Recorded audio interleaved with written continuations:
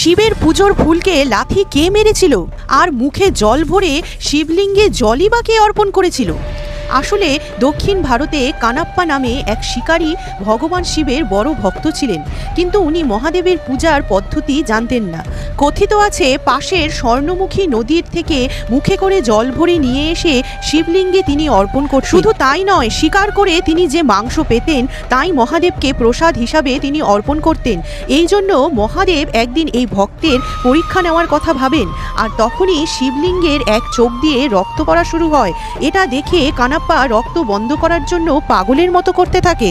কানাপ্পা কিছু না ভেবে পেয়ে নিজের তীর দিয়ে নিজের একটা চোখ বের করে শিবলিঙ্গের একটা চোখের জায়গায় লাগিয়ে দেয়, এবং তখন ওখান থেকে রক্ত পড়া বন্ধ হয়ে যায়। কিন্তু পরক্ষণেই মহাদেবের দ্বিতীয় চোখ থেকে রক্ত বেরোতে শুরু করে।